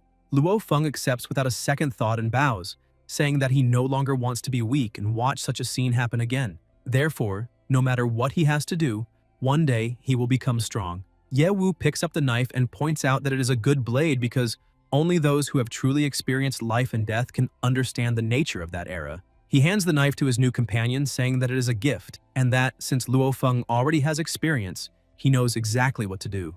Luo Feng takes the knife and looks at the leader, who is still alive on the ground. The captain tries to intimidate him, saying that they are merely students, yet they dare to lay their hands on the Black Tiger mercenaries. Therefore, he would like to offer them some advice. They should all leave immediately, or else not only they but also their entire families will pay the price. Luo Feng remains focused on his task because he knows very well what that mercenary group did years ago, so he has no hesitation in proving his loyalty to Ye Wu. After eliminating the level 25 leader, Luo Feng rises 5 levels at once, reaching level 10. He is so impressed that he thanks the protagonist for the opportunity and promises him eternal loyalty for the rest of his life. All the other students also try to be recruited, but the protagonist asks whether they are worthy of such a thing. Luo Feng intervenes and points out that what his boss just said is simply the truth, because they all need to pack their things and leave, as they are not even qualified to carry the protagonist's shoes. Having their lives saved is already a gift far beyond what they deserve. As soon as he unties the teacher, she thanks him, saying that in her eyes he had always represented the worst kind of student, but unexpectedly, at such a critical moment, he acted properly and honorably to defend his teacher. Luo Feng becomes embarrassed and says that the advantage of being a bad student is not thinking about the consequences, so he has courage to spare. Furthermore, he cannot stand seeing his teacher bullied by idiots. The protagonist interrupts them and asks them to help untie the other students, because it is not safe to remain there for long. The teacher asks what they should do now because many of their classmates are still being held captive, and the academy remains sealed by some kind of enchantment, so there is no way to escape. Ye Wu tells her not to worry because he will take care of everything. His true eye is finally ready to be used again. He activates the ability across the entire academy, and within seconds the system generates the academy's floor plan and a map of all living beings within it. He looks at the map provided by the system and notices that most of the teachers and students are being held inside the indoor sports pavilion. Although the guards are not particularly high level, their numbers are still overwhelming. He also notices that there are no patrols or mercenaries guarding the warehouse, so the teacher and her students can hide inside. From what he can see, the Black Tiger mercenaries are not as formidable as they seem, because there are actually only 2 experts above level 40. The level 45 man in the hall is undoubtedly the leader of the mercenary group, while the level 20 person must be the merchant, but he cannot see her bodyguards on the map. In addition, there is another level 40 individual guarding the academy entrance, most likely serving in a role similar to that of a deputy commander. After examining every detail, he points out that he did not see anyone in the school warehouse on his way there and asks Luo Feng to lead everyone there to hide. However, Luo Feng says that he would like to accompany him and help eliminate that scum from the world. Ye Wu tosses the Red Widow's fang to Luo Feng and points out that, unfortunately, at that moment, he would only be a burden. Besides, he has more important things to do, such as protecting the teacher and the other students. Luo Feng is astonished and says that it is a waste for the protagonist to give him such a valuable item. However, the protagonist tells him to keep it because, with his current strength, he will be killed if he encounters a group of mercenaries. Therefore, he must remember to avoid them, unless a confrontation becomes unavoidable. If that happens, he needs to use the item to inflict as much damage as possible. Furthermore, the item can be used twice, so he can rely on it. Luo Feng tells his boss not to worry because he guarantees that he is the best at sneak attacks and using knives. Ye Wu reviews his plan once again because, although his primary objective is to save the young lady, the leader inside the regiment is level 45, which means the gap between them is still enormous. Even with the Emperor's blessing, faced with a difference of 33 levels, he is not confident that he can win. His greatest problem now is that he cannot determine exactly how many levels he is capable of overcoming, because with his current link at level 12, he can deal with level 25 enemies, but he does not know how he would fare against someone at level 40. Furthermore, a difference of 28 levels is not safe, so he needs to raise the link level as much as possible. He enters the system space and the system informs him that he has accumulated 50,000 experience points and can choose either to increase the account link level or unlock a special ability. Without hesitation, the protagonist decides to increase the account link level and gains 9 levels, raising his current level to 21. He feels power surge throughout his entire body and is astonished to realize that his strength has increased. In addition, his personal level has also risen by 1 after 3 years. This means that with the King system, the link level and his own level have a 10-to-1 ratio. The system informs him that the account link has reached level 20 and that the Qian Emperor talent specialization has been successfully activated. Now he must choose the direction of his talent allocation. He is surprised by his new talent, but he needs to decide whether he will become a DPS or a tank. He thinks about it for a moment and realizes that although he has raised the link level, the difference between them is still approximately 20 levels. Therefore, choosing the defensive talent would be wiser because survival always comes first. After selecting the defensive talent, the defensive specialization reaches 1-star level. However, he still does not know how powerful that 1-star defense can be. The system continues, saying that the defensive talent has added active abilities and unlocked new skills. One of them is Conflagration, a defensive talent and active melee combat skill. He can use flames to burn the target, consume the durability of the opponent's equipment, and reduce incoming damage for 1 minute with a 1-hour cooldown. In addition, he has also gained an extra ability called Explosion. That ability seems extremely interesting, giving him an excellent idea. Guys, if you enjoyed the video, leave a like, comment, and subscribe to the channel so you don't miss new content. Thank you.